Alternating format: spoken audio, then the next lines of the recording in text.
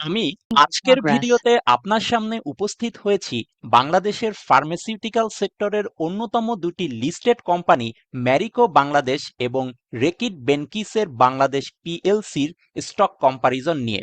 চলুন শুরু করা যাক। তো এখন আমার স্ক্রিনে আপনি দেখতে পাচ্ছেন যে ম্যারিকো বাংলাদেশ লিমিটেডের যেই আর্থিক বছর শেষ হয়েছিল 31 মার্চ 2025 সালে, সেই ডেটে তাদের সর্বশেষ যে বিভিন্ন ইন্ডিকেটর আছে সেটা, আরেকটা হচ্ছে রেকিট বেঙ্কিসের বাংলাদেশ পিএলসির যে আর্থিক বছরটা শেষ হয়েছে 31শে ডিসেম্বর 2024 সালে, ওই ডেটে তাদের যেই বিভিন্ন ইন্ডিকেটর আছে, কোয়ান্টিটেটিভ ইন্ডিকেটর, সেটার একটা বেঞ্চমার্ক, ইন্ডাস্ট্রি বেঞ্চমার্ক কম্পারিজন আপনারা দেখতে পাচ্ছেন। যেহেতু দুটো কোম্পানিরই বিজনেস কাইন্ড অফ এফএমসিজি সেক্টরে, যেটাকে আমরা বলি যে ফাস্ট মুভিং কনজিউমার গুডস, যেটা এফএমসিজি সেক্টর, যেটা গ্রসারি স্টোরে যে জিনিসটা সেল হয়, যে প্রোডাক্টগুলো, সেগুলো। তো এখন টার্নওভার যদি চিন্তা করি, এখানে দেখেন যে ম্যারিকো বাংলাদেশের 31 মার্চ 2025 সালে টার্নওভার ছিল 1630 কোটি টাকা, যেখানে রেকিট বেনকিসের টার্নওভার মাত্র 545 কোটি টাকা। এরপরে গ্রস প্রফিট যেটা, সেটা আমরা দেখতে পাচ্ছি ম্যারিকোর গ্রস প্রফিট ছিল 971 কোটি টাকা, আর রেকিট বেনকিসের 281 কোটি টাকা। নেট প্রফিট যেটা আফটার ট্যাক্স বা আফটার অল ডিডাকশন, সেটা ম্যারিকো ছিল 590 কোটি টাকা, আর রেকিট বেনকিসের 75 কোটি টাকা। ক্যাশ অ্যান্ড ক্যাশ ইকুইভ্যালেন্ট, তাদের ক্যাশ ইকুইভ্যালেন্ট যেটা তাদের হাতে ক্যাশ আছে, ক্যাশ ফ্লো, সেটা 309 কোটি টাকা ম্যারিকোর, আর 220 কোটি টাকা রেকিট বেনকিসের।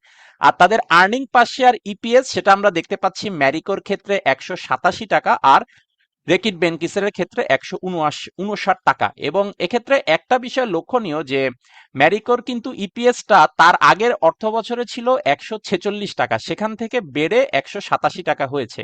আবার রেকিট বেনকিসের তার আগের অর্থ বছরে তাদের ছিল 173 টাকা, সেখান থেকে কমে 159 হয়েছে।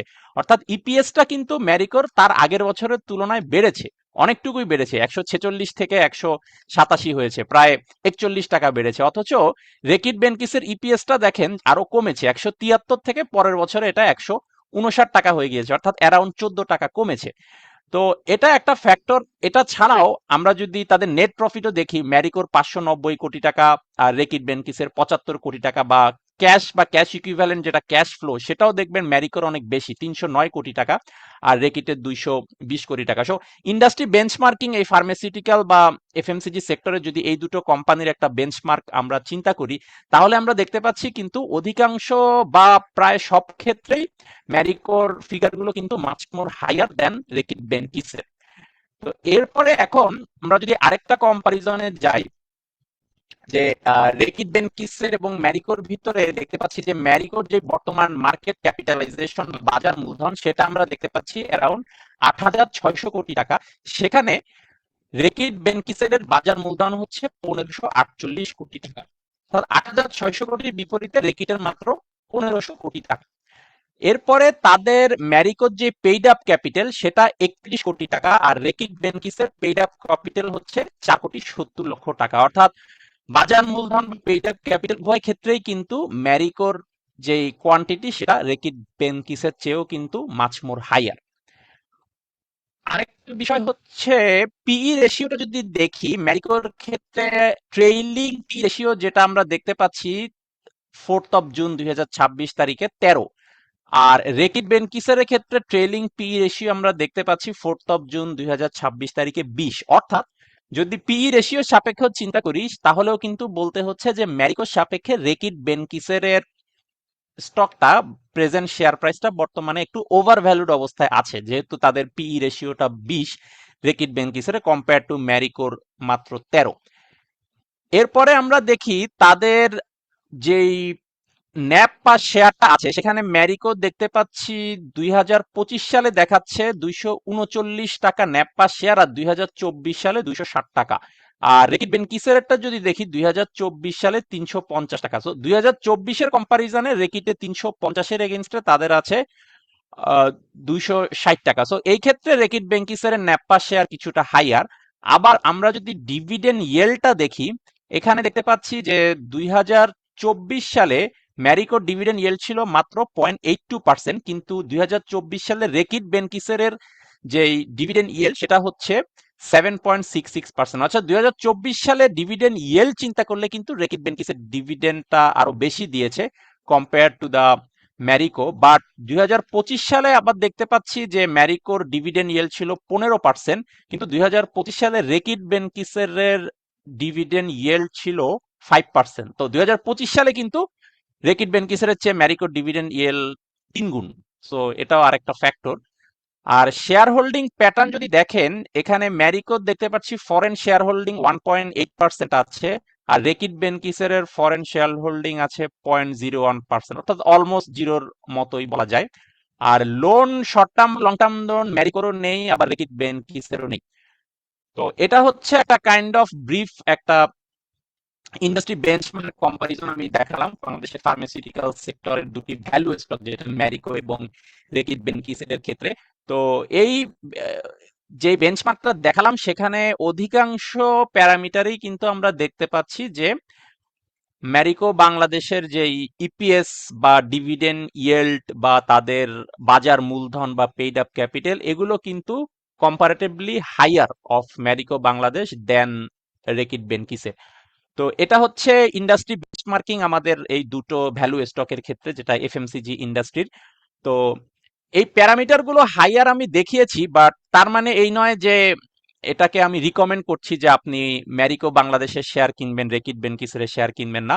বিষয়টা তা না। আমার এটা হচ্ছে একটা কাইন্ড অফ ইন্ডাস্ট্রি বেঞ্চমার্কিং বা একটা দুটো ভ্যালু স্টকের মধ্যে একটা পিয়ার টু পিয়ার কম্পারিজন করে দেখানো। বাট এই কম্পারিজনে ম্যারিকো হাইয়ার আর রেকিট বেনকিসের লোয়ার মানেই এই নয় যে ম্যারিকো শেয়ার আপনাকে কিনতে হবে বা রেকিটেরটা আপনি কিনবেন না।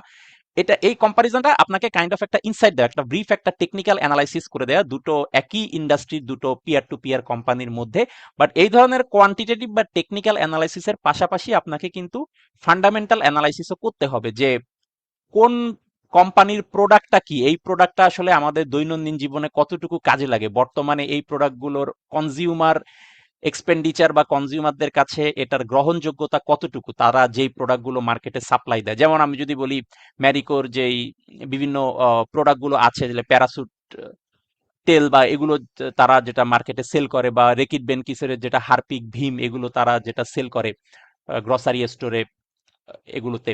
তো ওইখানে আসলে কনজিউমারদের স্পেন্ডিং হ্যাবিটটা কি, কনজিউমার স্পেন্ডিং বিহেভিয়ার কি, এই ধরনের প্রোডাক্টের গ্রহণযোগ্যতা কতটুকু, এই বিষয়গুলো আপনাকে বিবেচনা নিতে হবে, এবং তাদের ফিউচার গ্রোথ প্রসপেক্টটা কিরকম হবে, বা বিভিন্ন ধরনের জিও পলিটিক্যাল শক, ম্যাক্রো ইকোনমিক শক অ্যাবজর্ব করার মতো ক্যাপাসিটি এই কোম্পানির কিরকম আছে, কোম্পানির বোর্ড অফ গভর্নর্স বা যেটা পরিচালনা পর্ষদ, বোর্ড অফ ডিরেক্টরস, তাদের governance, management, day to day affairs, executive director, honesty, discretion, ইত্যাদি ইত্যাদি, এই বিষয়গুলো বিবেচনা নিয়েই কিন্তু ফান্ডামেন্টাল এবং টেকনিক্যাল ইভ্যালুয়েশন করে আপনাকে চূড়ান্ত সিদ্ধান্তে আসতে হবে। আমি যেই কম্পারিজন দেখেছি এটা একটা পার্ট, পাশাপাশি ফান্ডামেন্টাল অ্যানালাইসিস, তাদের business viability, sustainability, future prospect, under valued অবস্থায় আছে নাকি ওভার ভ্যালুড নাকি ফেয়ার ভ্যালুড, এগুলো সবকিছু মিলে একটা হলিস্টিক অ্যাসেসমেন্টে গিয়ে আপনাকে ফাইনাল ডিসিশনে আসতে হবে যে আপনি আসলে, যদি আমি দুটো একই ইন্ডাস্ট্রি দুটো পিয়ার টু পিয়ার ভ্যালু স্টককে কম্পেয়ার করি, আমি যে কোনো একটা আমি প্রেফার করতে চাই, তাহলে আমি কোনটাকে নিব। সো অবশ্যই আমার এই ভিডিও কোনো স্টক সাজেশন বা রিকমেন্ডেশন না, এটা কাইন্ড অফ একটা বেঞ্চমার্ক অ্যানালাইসিস করে আপনাকে একটা টেকনিক্যাল ইনসাইট দেওয়া, যাতে করে আপনার যেই ব্যক্তিগতভাবে আপনি যে সিদ্ধান্তটা নেবেন, সেই সিদ্ধান্ত গ্রহণটাকে ফ্যাসিলিটেট করার উদ্দেশ্যেই কিন্তু আমার এই ইন্ডাস্ট্রি বেঞ্চমার্ক কম্পারিজন দুটো ভ্যালু স্টকের মাঝে। তো এই ভিডিও নিয়ে যদি কোনো কোশ্চেন থাকে, অথবা আপনার যদি অন্য কোনো ভ্যালু স্টকের বা পছন্দের কোনো স্টকের অ্যানালাইসিস ভিডিও, অথবা একই ইন্ডাস্ট্রি দুটো পিয়ার টু পিয়ার কোম্পানির আপনি একটা ইন্ডাস্ট্রি বেঞ্চমার্ক কম্পারিজন আপনি যদি দেখতে চান, তাহলে অবশ্যই আমার এই ভিডিওর কমেন্টে জানাবেন, এবং আমি অবশ্যই চেষ্টা করব আপনার পছন্দের সেই স্টকের অ্যানালাইসিস বা ইন্ডাস্ট্রি বেঞ্চমার্ক স্টক কম্পারিজন নিয়ে পরের ভিডিওতেই আপনার সামনে উপস্থিত হতে। ধন্যবাদ।